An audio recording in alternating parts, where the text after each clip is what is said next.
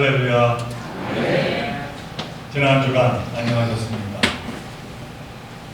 2024년 새해 두 번째 주일, 이렇게 하나님께 감사의 드리는 여러분 모두 위에 만복에 끊어주시는 하나님께서 주시는 축복이 충만히 임하시기를 간절히 축원드립니다.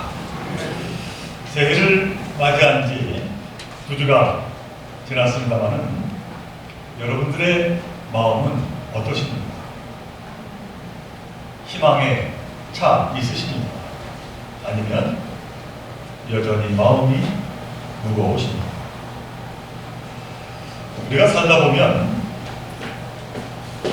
마음이 무거울 때도 있지만은 그와는 다르게 무척 편안한 때가 있습니다. 아마도 힘들었던 일이 다 지나가고 모든 것이 생각대로 잘 되어갈 때 그런 마음이 들 것입니다.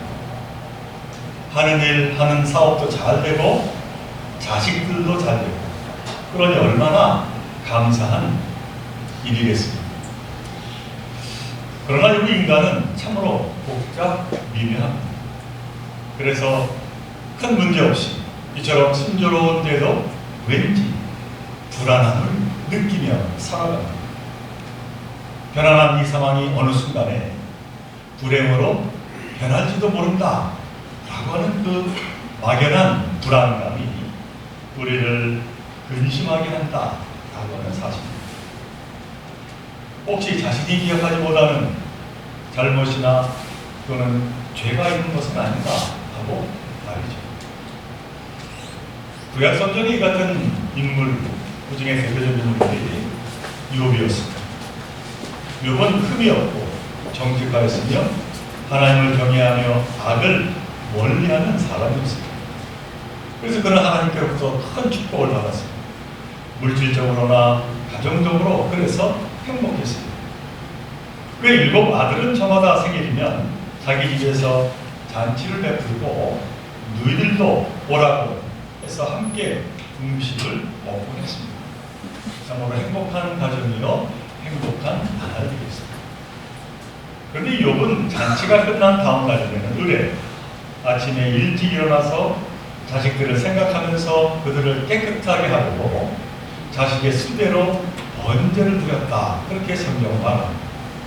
여기서 번제란 죄를 뉘우치는 참회의 제사로 제물을 태워 하나님께 올려드리는 예식입니다. 그리고 그 이유를 욥기 1장 5절 후반부는 분명하게 말합니다. 자식 가운데 싸우는 하나라도 알지 못하는 사이에라도 하나님을 저주하고 죄를 지었을 수도 있다고 생각하여 잔치가 끝나고 난 뒤에 늘 그렇게 하였다. 욥은 모든 일에 늘 그렇게 신중하였다라고 하는 그런 기록입니다. 아마 이 같은 마음은 욥만이 아니라 사실 우리의 마음인 겁니다. 아무 일 없는 태평한 순간이 왠지 불안합니다. 우리 자식들이 잘 되었을까? 전적 궁금합니다. 그래서 오히려 행복한 지금을 마음껏 누리기보다는 욥처럼 신중하게 살아가게 된다는 것이죠. 아니, 왜 욥은 그렇게 신중하게 살아가게 되었을까요? 그 이유는 지금 누리고 있는 이 행복이 내가 이룬 것 같은데 사실은 내가 이룬 것이 아니다라고 하는 것이죠. 내 능력만으로 행복을 만들고 이리저리 제 마음대로 행복을 다룰 수 있다면 이 불행한 사람은 사실 별로 없을 겁니다. 이 욥기서를 보면은 아닌 게 아니라 사탄의 역사가 시작이 되었습니다. 그래서는 재산도 가족도 삽시간에 사라지는 재앙을 맞이했습니다. 그의 불안감이 현실로 다가오게 된 것입니다. 욥기의 결론을 보면은 욥이 크게 깨달은 것이 하나가 있음을 말합니다. 그것은 욥이 이제껏 하나님의 은혜로 살아왔다라고 하는 깨달은 또 하나님의 은혜로 행복하게 자신이 지금까지 살아왔다라고 하는 것이죠. 그런데 그 은혜가 사라지는 순간 그 삶은 곤두박질치게 됨을 깨달아 알게 되었음을 이 기록은 고백합니다. 그래서 겸손하게 하나님께 이제 머리를 숙입니다.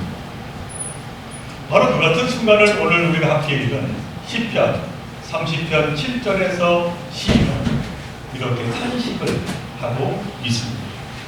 여호와여 주의 은혜로 나를 산같이 굳게 세우셨더니 주의 얼굴을 가리시니 내가 근심하였나이다. 이 말씀은 좀 쉬운 세 번역으로 제가 다시 한번 봉독해 드립니다. 태산보다 더 든든하게 은총으로 나를 지켜주시던 주님께서 나를 외면하시자마자 나는 그만 두려움에 사로잡히고 말았습니다 하는 고백입니다. 그러니까 이 시편 30편의 시인은 욕처럼 이제껏 살아온 그 모든 것이 주님의 은혜였다, 그렇게 지금 고백하고 있는 것이죠. 그래서 시인은 다시 그 은혜를 강구합니다. 오늘 보면 10절의 말씀, 여호와여 들으시고 내게 은혜를 베푸소서, 여호와여 나를 돕는 자가 되소서라고 말합니다. 사실 우리는 잃어버리지 않았을 때는 늘 당연히 있는 것이라고 여기며 살아갑니다. 특별히 하나님의 은혜가 그렇습니다. 그래서 이 시인도 6절에서 이렇게 말합니다. 내가 형통할 때 말하기를 영원히 흔들리지 아니하리라 하였도다. 그러니까 시인에게 하나님은 당연히 은혜의 하나님이었고 그 은혜는 자신에게 당연한 은혜였다라고 하는 것이죠. 그리고 그래서 또 영원히 지속하리라, 그는 그렇게 늘 여기며 살았다는 거예요. 그러나 그게 아니라고 지금 이야기합니다. 내가 전적으로 잃은 은혜가 아니기 때문에, 하나님 주신 은혜이기 때문인 것이죠. 그러나 우리는 흔히 열심히 일해 번 돈이 나를 보장해 준다, 그렇게 생각합니다. 일면 많은 생각입니다. 그러나 영원하지 않습니다. 내가 열심히 운동하여 건강을 지키고 있다, 그렇게 생각합니다. 그러나 그 건강은 영원하지 않습니다. 내가 애써 얻은 지위, 내가 수고하여 얻은 지식, 내가 쌓은 명예도 마찬가지입니다. 믿을 것이 못 되는 것이죠. 더욱이 나의 행복을 보장해 주지 못한다는 사실입니다. 누가복음 12장 16절 이하에 보면 한 부자의 이야기를 우리에게 전해줍니다. 어떤 부자가 밭에서 많은 소출을 거두었습니다. 그런데 그 소출을 쌓아둘 곳이 없자 혼자 말했습니다. 내가 곡간을 돌고서 더 크게 짓고 내 곡식과 물건들을 다 거기에다가 쌓아두겠다. 그리고 내 영혼에게 말하겠다. 영혼아, 여러 해 동안 쓸만한 물건을 쌓아두었으니 너는 마음 놓고 먹고 마시고 즐겨라. 그러자 하나님께서 말씀하십니다. 누가복음 12장 20절의 말씀, 어리석은 사람아, 오늘 밤에 네 영혼을 네게서 도로 찾을 것이다. 그러면 네가 장만한 것들이 누구의 것이 되겠느냐. 물론 그 부자는 남보다 열심히 살았을 겁니다. 그러나 그 근본이 하나님의 은혜임을 몰랐다라고 하는 것이죠. 자기가 수고하여 소출한 것, 자기가 애써본 돈도 주인이신 하나님의 도우심과 은혜라고 하는 그 사실을 몰랐다라고 하는 겁니다. 근데 사실 우리는 우리의 모습이기도 합니다. 여전히 이것이 내 것이요 내가 이룬 것들이라고 말하는 우리에게, 그러나 하나님은 조용히 준엄하게 깨우쳐 주시며 말씀합니다. 어리석은 사람아라고 말이죠. 사랑하는 주께 성도여러분, 사람의 사람됨은 은혜에 있습니다. 그리고 사람됨의 그 됨됨은 은혜에 대한 감사에 있습니다. 우리 신앙도 마찬가지입니다. 신앙인의 신앙인됨은 하나님의 은혜이고 신앙인의 그 됨됨은 감사와 찬양에 있습니다. 그래서 변할 때도 은혜이지만 사실 불편할 때도 은혜가 되는 것이죠. 오히려 힘들 때 더 큰 은혜라고 성경은 우리에게 말합니다. 바울은 로마서 5장 20절 후반부에서 이렇게 우리에게 말하고 있습니다. 죄가 많은 곳에 은혜가 더욱 넘치게 되었습니다 라고 말하죠. 결국 우리의 삶은 항상 은혜임을 우리는 기억하며 살라는 것이죠. 은혜가 아니었던 때가 없다고 바울은 우리에게 말하고 있는 것. 오늘 시편 30편의 시인도 이 사실을 너무나도 잘 알고 있었습니다. 모든 것이 하나님의 은혜라고 하는 그 사실을 말이죠. 자, 그런데 오늘 시인은 그 같은 깨달음에서 한 걸음 더 나아가 예상치 못한 기도를 하나님께 지금 드리고 있습니다. 오늘 본문 8절과 9절의 말씀입니다. 여호와여, 내가 주께 부르짖고 여호와께 간구하기를 내가 무덤에 내려갈 때 나의 피가 무슨 유익이 있으리요. 진토가 어떻게 주를 찬양하며 주의 진리를 선포하리까 하는 기도를 지금 하나님께 올리고 있음을 보게 됩니다. 이 같은 기도는 도대체 어떤 내용의 기도일까요? 제가 쉬운 제 번역으로 다시 한번 공독을 해드립니다. 주님, 내가 주님께 부르짖었고 주님께 은혜를 간구하였습니다. 내가 죽은들 주님께 무슨 유익이 되겠습니까? 내가 죽어 구덩이에 던져지는 것이 주님께 무슨 유익이 되겠습니까? 한 줌의 티끌이 주님을 찬양할 수 있겠습니까? 한 줌의 흙이 주님의 진리를 전할 수 있습니까? 라고 하는 그러한 기도의 내용입니다. 참으로 예상치 못한 그러나 놀라운 기도를 지금 이 시인 하나님께 올려드리고 있는 것이죠. 이 시편 30편 시인은 지금까지 살아오면서 그 모든 것이 하나님의 은혜임을 진정으로 깨닫게 된 자신이 안타깝게도 이제 나락에 빠져 죽게 됩니다. 누가 하나님을 찬양할 수 있겠느냐? 그렇게 지금 하나님께 기도드리고 있는 것이죠. 다시 말해서 자신이 죽으면 그 누가 하나님의 그 크신 은혜를 감사하며 찬양 올려드리며 살아가겠느냐라고 지금 고백하고 있는 겁니다. 자신이 죽으면 하나님께 무슨 유익이 되겠느냐 하는 것이죠. 이를 지적으로 표현을 한 것뿐입니다. 죽어 티끌이 하나님을 어떻게 찬양하느냐, 죽어 한 줌의 흙이 어떻게 하나님의 은혜로운 진리를 전할 수 있겠느냐. 한마디로 자신이 쓰러지고 넘어지면 내가 아니라 하나님이 오히려 손해요. 하나님이 미치는 것이라고 지금 말하고 있는 겁니다. 이는 분명 교만한 기도로 들릴 수가 있습니다. 어린이처럼 떼쓰는 기도처럼 보일 수도 있습니다.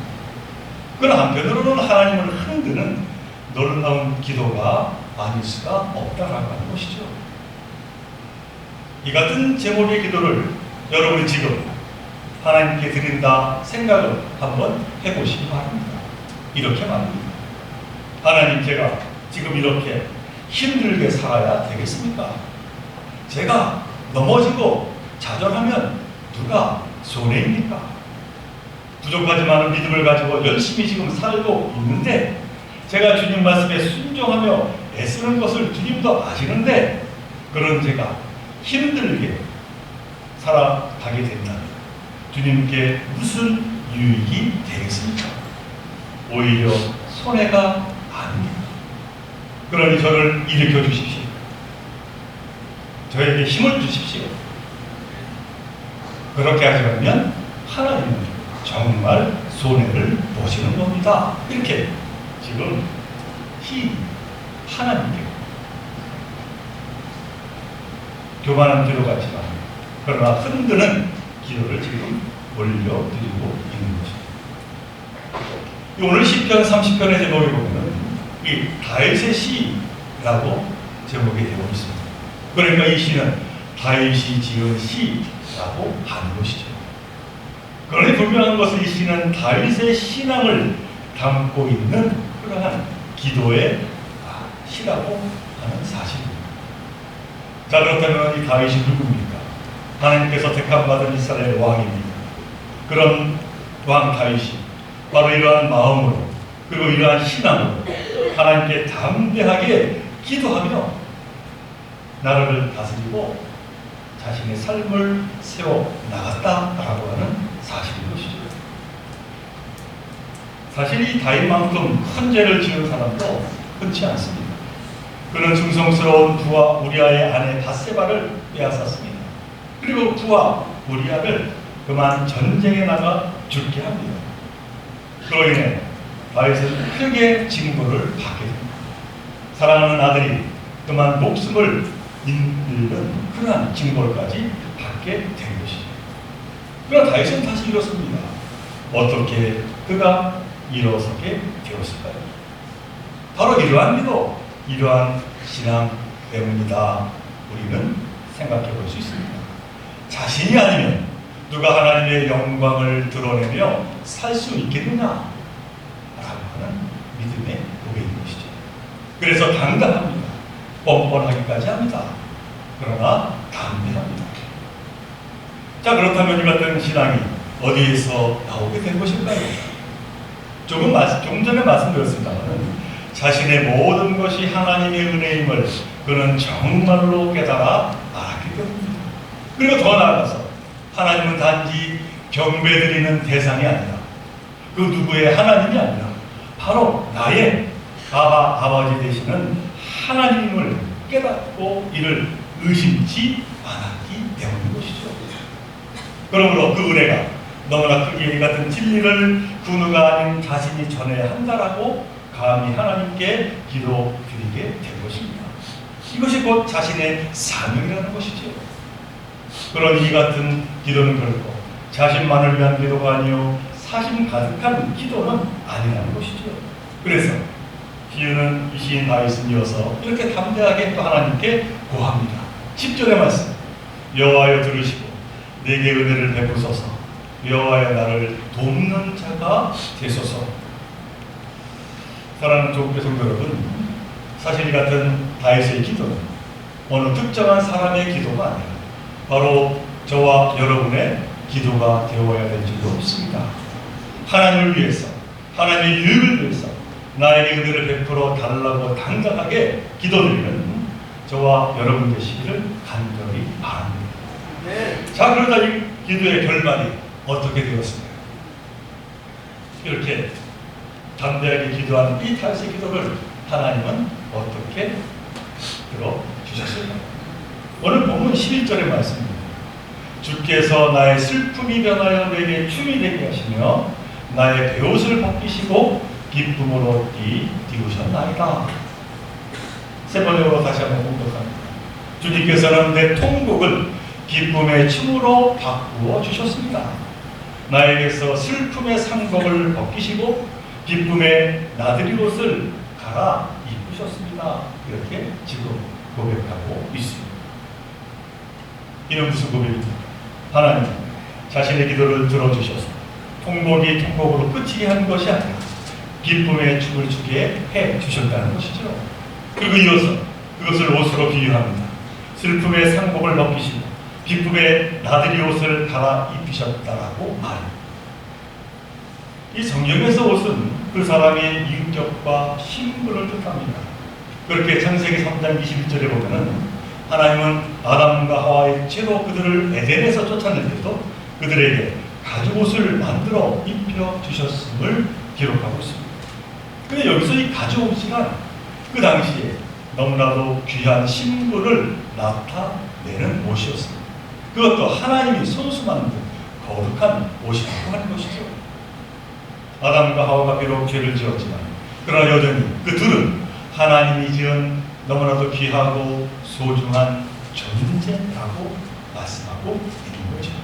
이것이 곧 하나님 우리에게 베푸시는 은혜입니다. 그래서 오늘 시인 다윗도 이것은 하나님의 은혜를 옷으로 표현하며 노래하게 된 것이죠. 슬픔의 상복을 벗기신 하나님, 기쁨의 나들이 옷으로 갈아입히신 하나님, 그렇게 하나님께 감사를 올려드리고 있는 것. 그러므로 사랑하는 조국의 성도 여러분, 우리의 주님이신 하나님, 우리가 진정으로 은혜를 구할 때 결코 외면하지 않으시고 고난중에 입게 된 상복을 벗겨주시고 기쁨의 나들이 옷으로 갈아입혀주시는 분이심을 결코 잊지 마시기를 바랍니다. 시편 30편 시인 다윗은 이 같은 하나님을 만나서 나의 나됨을 회복하고 그로 인한 기쁨을 주체할 수가 없게 되었습니다.